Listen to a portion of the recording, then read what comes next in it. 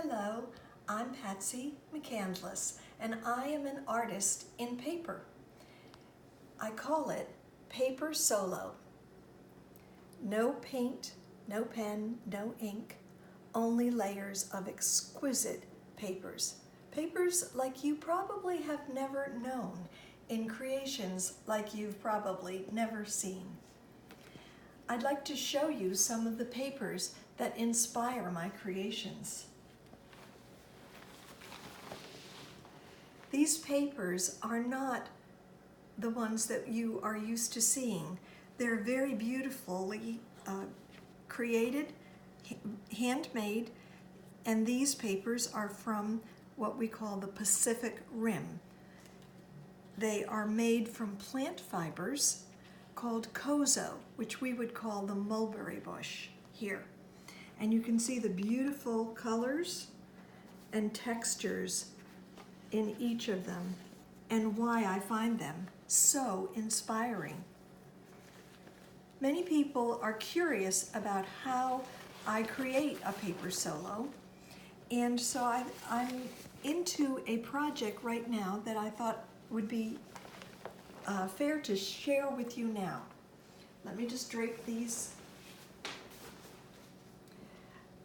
We're in Florida and we've been seeing these gorgeous sunsets. So I have been working on this project that I call Swirling Sun.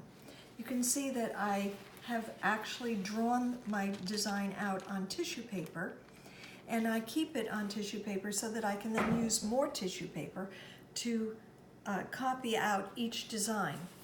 So thus far I have gotten to use the papers that I just showed you in this creation.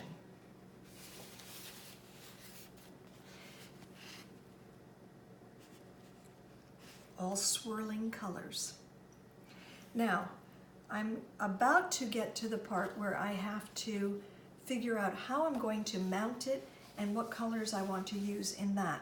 So I have been playing with another paper from the Pacific Rim, and you can see how gorgeous it is. It's very ethereal like paper, and it is not made from the kozo plant fibers. It's made from one called Daphne, and you can see the fibers are much longer, and it has inclusions of gold and silver in it.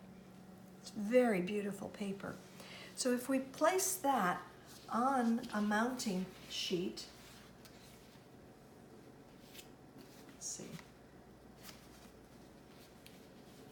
you can see how beautifully it sets off the colors in my design. And then from there, I will again mount it on another sheet of paper to give it a little oomph. And that paper I'm playing with right now using some gold, what we call fillet. And so I've created another set of papers, still from my same original papers that I showed you, but in this design, when I use just a piece of it, like a sliver like that, it makes like a jewel-like frame for my design. We just went to the Museum of Fine Arts and saw their jewelry collection, and it's the Schlumberger collection that is just exquisite. So again, I was inspired through that.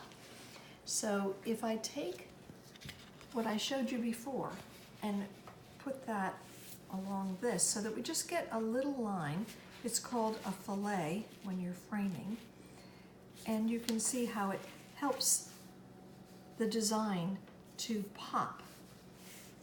But I haven't quite decided yet if I'm going to use a white background or if I'm going to choose another paper and mount it on this orange paper.